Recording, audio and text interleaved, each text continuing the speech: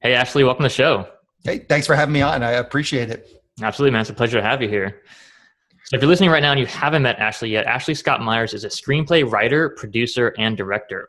And he's also the creator of sellingyourscreenplay.com, where he teaches screenplay writers how to sell your screenplay and get a great deal. So, Ashley, tell us about your background. Like, how did you get started in the screenplay writing business? Yeah, sure. So I think I'm a fairly typical story. I grew up in Annapolis, Maryland, so I didn't know any writers or even artists. The people that were the prominent people in Annapolis, Maryland, it was like, maybe the business owner, the doctors, the lawyers. I mean, they're really the artists that I would run into. My guitar teacher, was struggling to make a living. So I didn't really have any background or know anybody in the entertainment industry, but I just always loved movies. And I just thought, gee, this would be a great outlet. So I started writing in college, wrote a few scripts. I wasn't particularly a good student, didn't have any real job opportunities that I knew of anyways out of college. So it's typical story. Again, I grew up in Maryland, went to college in North Carolina. Me and a buddy really didn't have anything going on. We threw all our stuff into a 1957 Ford pickup truck and just drove across the country and found an apartment and slowly started, trying to make our way as filmmakers. And just really through brute force, trying everything, a lot of, query letters, contests, whatever I could do. I just started writing a lot and just started trying to market my scripts. And back then in the 90s, when I arrived here, there was a number of publications that would have ads for screenwriters. And these were typically sort of low budget productions where the producers, they didn't have access to, the top agency, so they couldn't get to the top screenwriters, or they were lower budget. So they would just put ads in the back of Hollywood Reporter, Daily Variety. There was something called Backstage West. There was a bunch of these publications, and I just sort of stumbled into them, and slowly I just started submitting to them. And it took a while, probably a year or two before I really saw any tangible results. But I just was writing a lot and submitting to these ads. And slowly but surely, I started to get some interest. And, you just get like a little interest, nothing big, but just enough to kind of feel like maybe this could actually work. And my first thing, it's like this guy, he was making $50,000 movies. And this was back in the 90s, before all this digital stuff. So films were much cheaper. So that's like super low budget back then. He had this idea for a movie, and I sent him one of my scripts, and he brought me in for an interview, and I didn't actually end up getting the job, but I could see that, if I just was persistent and had enough of these, if I put myself in that position enough times, I would eventually get something. And that's kind of what happened. And eventually, me and my buddy, who I moved out to LA with, we wrote a script called Dish Dogs. Just kind of about two guys. They would work in restaurants as dishwashers and, sort of philosopher dishwashers. And that was a script we wrote, and I sent it out and got a little bit of interest. And that eventually got optioned and purchased and produced. And so that was kind of my first credit. And, it was a typical kind of situation where the script got, drastically rewritten. And in my writing partner's opinion and my opinion, not for the better. So the movie didn't really turn out well. Maybe it was because our script wasn't good, or maybe it was because the rewrites were not good. But whatever the situation, the rewrites or the movie was not good. So, you feel like, and I'd say that's a big misconception. People feel like that if they just get that one sale, things will take off for them. And that's what I thought was going to happen. And, I started to try and approach agents and managers and get representation and that whole thing. And I could tell very quickly that it was not going to go as I had anticipated. And so selling my second script was as hard, if not harder, than selling that first one. And I've just continued to kind of beat the pavement and sell scripts. And mostly everything I've done has been without an agent or manager. And again, I feel like this is another misconception. I get that email a lot. How can I get an agent manager? I've written a blog post on it. But my real advice is don't worry about it. I mean, at some point, maybe you'll need an agent and manager, and that's great. But at least in screenwriting, you can find producers looking for material, and they're happy to read material from new writers. And in some cases, they prefer writers that don't have agents or managers because it just removes a level of complexity to a lot of these lower budget productions. So. It's a That's kind great. of a long-winded answer. Yeah, I To your love your question. mindset though of like, I went to pitch this guy and, I didn't get the job, but I just knew if I kept doing it, eventually I would. Right. Mhm. And I think that's probably where like a lot of folks give up is they go to that pitch or they go to that presentation or they write the book with a proposal or screenplay or whatever. And when they actually go to do it and they fail, they get that early bit of failure. They have the opposite mindset, which is it's not going to work. Mhm. Clearly, I'm wasting my time, and they give up. Right. So staying persistent with it sounds like really a big key to your success. Yeah, it absolutely is, and I totally agree. I think that persistence and sticking with it and just putting yourself in situations where good things can happen. If you do that enough, then eventually something will hopefully come your way. Definitely. So, what is kind of your process now? I mean, if you were coaching someone brand new, saying they've written their first screenplay, they want to sell it now, how would you advise them to go about that process? So, and there's a couple pieces to that. I think, I'm sort of the typical person, and the script I just described, this Dish Dogs, it was kind of a, semi-autobiographical account of, because me and my buddy had worked in restaurants as dishwashers. So, we put a lot of that stuff in there. And I think that's where a lot of people start out as screenwriters, is these sort of very personal stories. And there's not a big market. The one thing that, me and my buddy were in our early 20s, so we were running around to strip clubs and drinking and that sort of stuff. And truthfully, that's what sold the script. The guys that bought the script, they had done a bunch of stuff for like the Playboy channel and stuff. So that sort of sex comedy, we didn't realize it, but that's kind of a genre that does have a following. And so we didn't necessarily think that through, but that was kind of the hook that we just sort of stumbled upon. And so I think the misconception that people get to, I mean, there's two schools of, there's a sort of evolution, I would say. A lot of top level screenwriters, they're like, don't worry about the marketing, just write a great script. And I think that to a point is great advice. There are a few people who are uber talented, and the uber talented people will rise through the ranks. You enter contests, you send your script. There's a number of services, including my own, that you can put your script on. So if you are one of these people that's just uber talented, I think you will get through sort of the gauntlet and hopefully make it to the promised land. Now, I think there are other people like myself. I think I'm a pretty good writer. I'm not a great writer, but I'm pretty good. And then I think you have to take a step back and start to really think about what type of material you're going to write. And a lot of what I interview on my podcast and what I've spent my career, if you look me up on IMDb, you will see some of these films that I've done. They are very much genre films, and they're independent films. And a lot of people outside of the entertainment industry, when you say independent film, they think Sundance, these sort of art house independent films. And that's like a tiny, tiny fraction of really the independent film world. Most independent films are these low budget genre films. And what I mean by that are, the low budget action film, the low budget thriller, maybe a little bit low budget, sex comedy, something like that. But there is a whole bunch of these films getting made every year. And the producers making those films, again, they don't have access to the top screenwriters that are working on the top TV shows, that are writing the top studio movies. So they need to find scripts from either newer writers or writers like me who are sort of working in this space. But you have to be super clear what you're writing. You have to understand what these movies are all about. They're not, as I said, the coming of age dramedy. Those are not the kinds of films that have a market. They're low budget action, as I said, low budget thriller.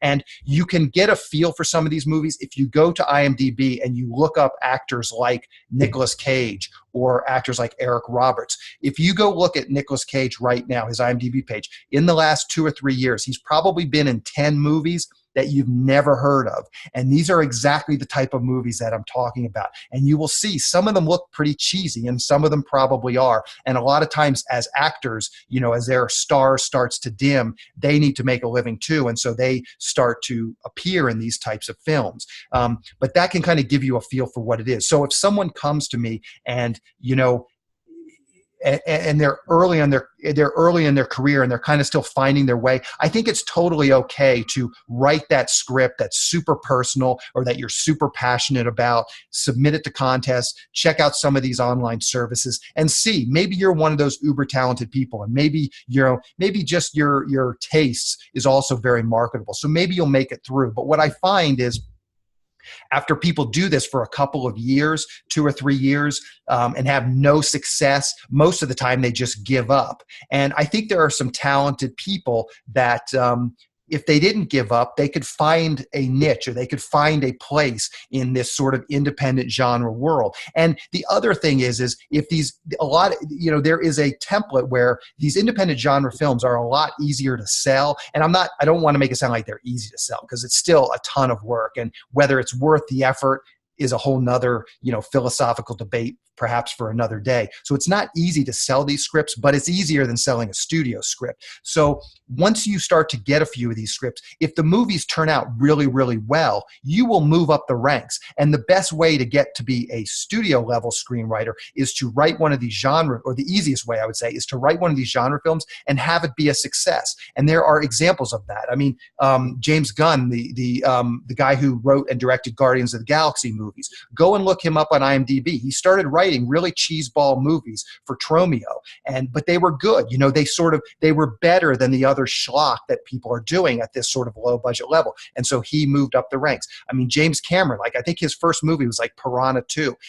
If you go and look up someone, Christopher Nolan, he did a movie, I think it was called Following or The Following or something. It's like a low budget thriller movie, but it's like really good. So if you can work in this low budget space, it's easier to get some produced credits. And if you are still super talented, that will be the quickest, fastest way to get yourself to that next level. But even if you don't have the talent to get to that next level, it still is very rewarding, and you can make a living. I mean, these Nicolas Cage movies that I'm talking about, they probably have budgets of, $2 million, maybe $5 million, $3 million. And, the screenwriter on something like that, on a $2 million, the sort of the typical amount a screenwriter can expect is 2 to 3% of the budget. So, let's say you just to make the math easy, you get 2.5%. So on a $2 million movie, you can make $50,000. It's not a great deal of money.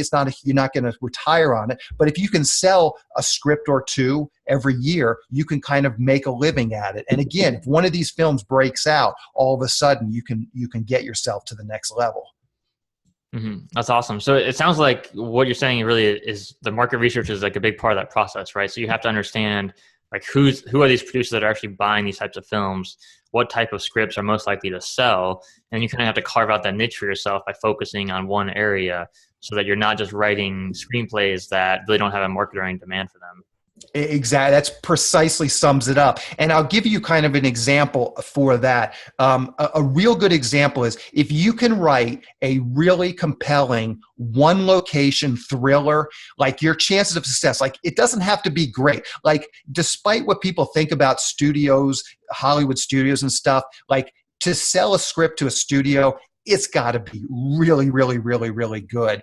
To sell, if you just have a pretty good one location thriller script, there's a million people out there looking for that thing. And again, as a sort of a real world example of that, there's a movie called Buried, which is literally Ryan Reynolds in a coffin the entire movie, but it's really compelling and it's really well executed. So if you can come up with something like that, it's easy to shoot. You will find some low budget producers that are looking for that type of material. And there's no guarantees in this, business, but I would say that's literally that's probably the closest thing to a guarantee you're going to get is a one location thriller script. It's easy to shoot. There's a lot of people. And again, it may not end up starring Ryan Reynolds, but you will find a producer who will want to produce that movie. And it's exactly what you said. You have to understand what these markets, what these films are all about. And these films are not always that easy to find. You've got to do what I just suggested. Look up Eric Roberts on IMDb and look at the films he's starring in.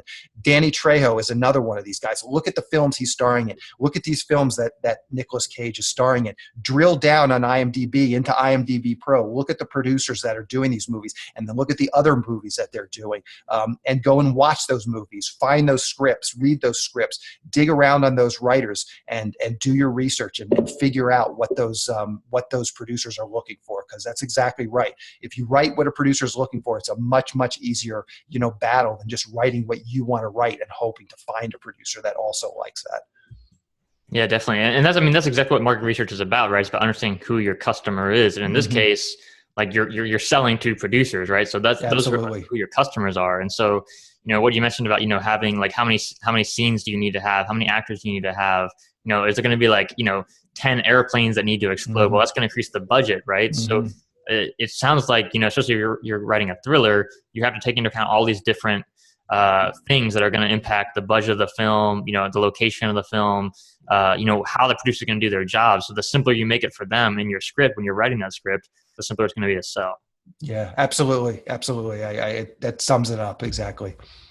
That's great. So how do you go about the process of actually finding producers? I mean, you mentioned IMDb, but do you call people? Do you email them? Do you send them out manuscripts? Like, how do you do it these days? Okay, so there's a number of online services and there's a number of approaches. I mean, as I said, there is contests, and I wrote a post on my blog that lists like 9 or 10 contests that are well respected. So that's one place to go. I don't know the URL off the top of my head, but I can certainly get that to you later. So I would say that's a first kind of approach, because it just gets you out there. Some of these contests will offer feedback. So if you're new to the process, that's a great place to start. I don't want to just shill my own products, but I do have a service as well to help people sell scripts, and that is an email and fax blast service that goes to producers, where you write a query letter, we blast it to the producers. I also generate leads. There's also a service that is excellent called Inktip, and it's literally inktip.com. I have no affiliation. In fact, I would say in some ways they're kind of my competition, but I use them as a screenwriter, and I've had some results. I've optioned scripts through them. And Inktip specializes in these low-budget genre films. A lot of these producers that are looking for low-budget genre films are on Inktip. Another service is called The Blacklist. The spelling is kind of funky, but I think if you Google The Blacklist screenwriting or something, it will come up.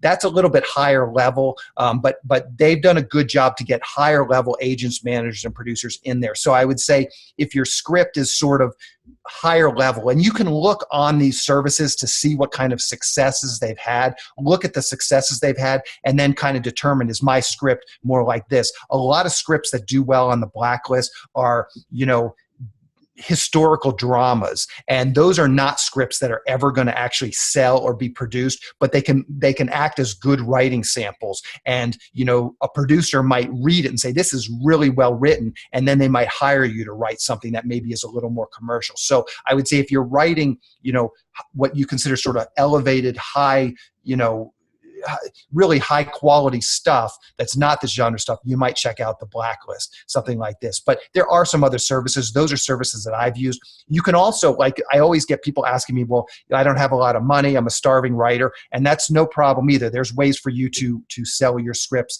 as well. Stage32.com is a free, it's kind of like Facebook, but for people in the entertainment industry. You can network with producers on there to some degree. I know that there have been people that have produced, optioned scripts through that, just using stage32.com. Again, it's free. The other thing, and this is probably, I would say, if you're short on, if you have, hopefully, if you don't have a lot of money, hopefully you have a lot of time. If you don't have a lot of time, hopefully you have a little bit of money to spend. So I would say the single biggest leverage thing you can do that's cheap is get a subscription to IMDb Pro. I think it's maybe 15, 16 bucks a month.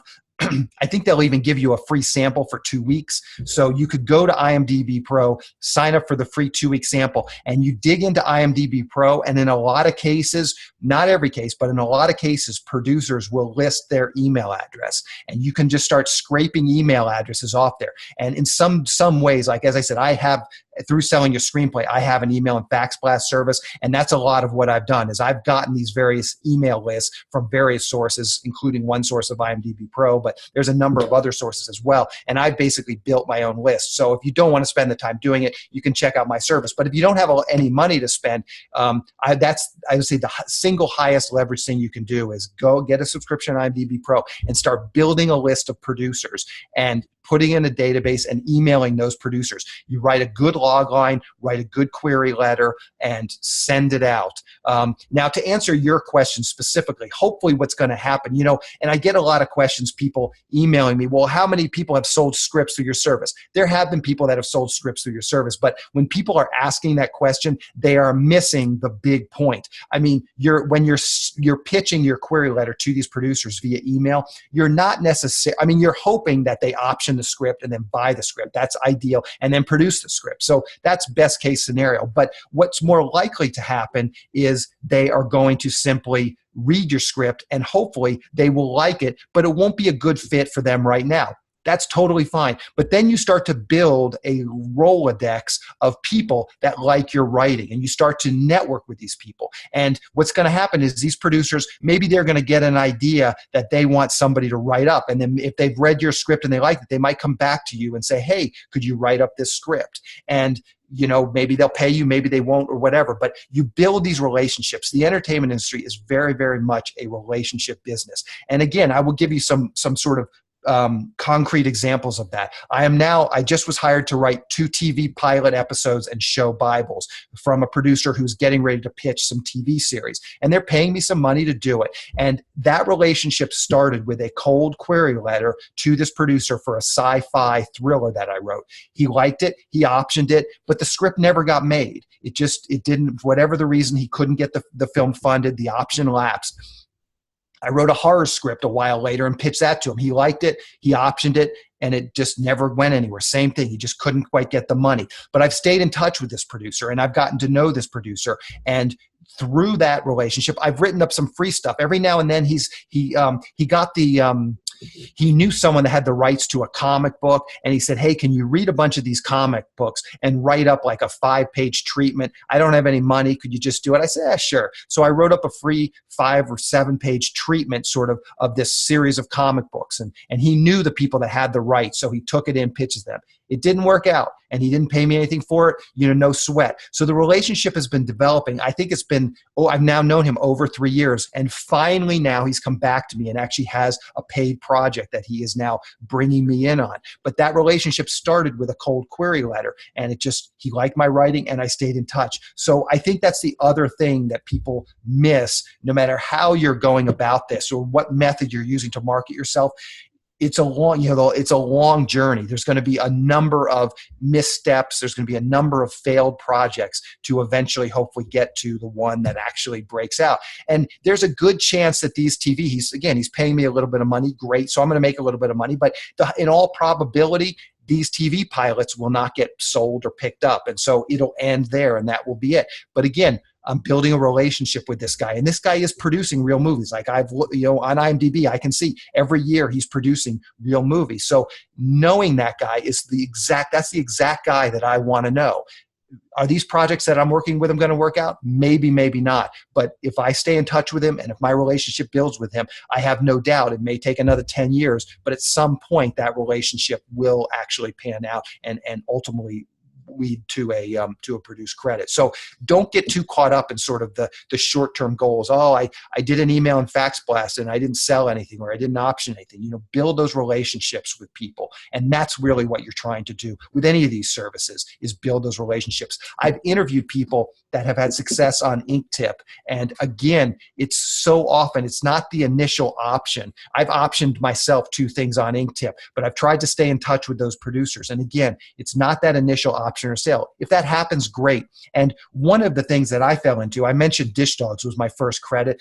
It's like, that was the first thing I ever optioned. They paid me and my buddy $500 for that option. And then 6 months later, they got the money, they bought the script, they produced the movie. So after that happened, I thought that's kind of how things go. Like, I thought that's the way to do. You option a script, you sell a script, they produce the movie. And during this process, I started to option a few more projects, and they didn't go anywhere. And so by the time, I'm a year out after Dish Dogs, I'm starting to realize that, it's a little more complicated. And really, at the end of the day, me and my buddy who wrote Dish Dogs, we just got super lucky. That was our first one. And it really skewed, and I think it set me back in some ways, because I thought, as I said, my career was getting ready to take off. But it's all about building these relationships and the long term. I mean, there's a saying in Hollywood, the overnight success takes 10 years. And in my case, 20 years. I've been here 20 years. So, these things take a long time, and you've got to be committed to this for the long term, not committed in the short term. It's the long term, that is going to get through it. Again, there's a few people that are uber talented, or you get super lucky, or some combination of both. And so you do hear these sort of, really incredible stories of someone just kind of being plucked from obscurity. And, Diablo Cody is a prime example. writing the script Juno, winning the Academy Award, and kind of coming out of nowhere. So you do hear those stories. And so people think that that's sort of the norm or that's how it's done. But those stories are few and far between. And they're not, at that, there's so much luck and so many things have to happen for that to happen. You can't engineer those things. And so it's like, luck is not a business model. So I think, you just have to take sort of the long approach on this and understand that if you're serious about it, understand that it's going to take a while. And that's okay. If you love what you're doing, and it's all part of the journey. And so just, understand that. Absolutely. I totally agree with that. I mean, long-term success is all about long-term relationships, right? And especially it sounds like in Hollywood. Yeah, absolutely. Yeah. And the relationships, it's not just with producers either. And, it's relationships with actors. It's relationships with cinematographers. There's all of these relationships because, a cinematographer, and I'll give you another example. I met a guy.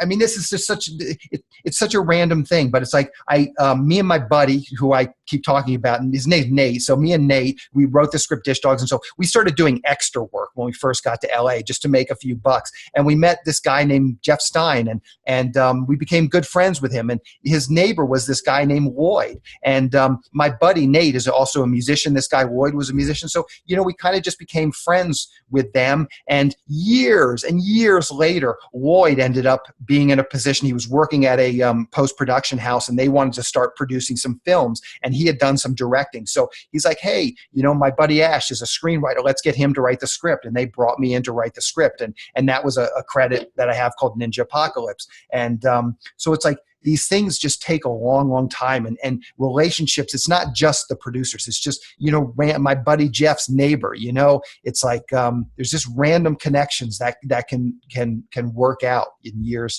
down the road. So just, keep your mind and keep your eye on the prize. It's not short term selling that one script. It's a career. And the way you're going to build a career is by building many, many relationships with many, many people.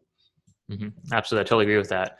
Well, thanks, Ashley. You shared some great information with us today. I really appreciate it, man. Where can folks find out more about you and the work that you're doing? Yeah, sure. So, we've kind of talked about sellingyourscreenplay.com. I do a podcast as well. So if you go to sellingyourscreenplay.com, the main thing I'm publishing now is my weekly podcast where I interview a lot of these screenwriters and directors and filmmakers that are doing these low budget genre films. So that's kind of my emphasis right now. I think I'm on episode 180. So there's a lot of stuff you can go and listen to. And that's easy to find. If you go to sellingyourscreenplay.com/guide, I have a free guide. You just put in your name and your email address, and it's, a typical sort of email sequence. There's basically 5 lessons. And a lot of what I've talked about today is just laid out in very, actionable chunks, writing your log line, writing your query letter, finding producers, sending out your query letter, and then what to do in terms of follow-up. So I have a nice, and it's free. Again, sellingyourscreenplay.com/guide. Anybody can check that out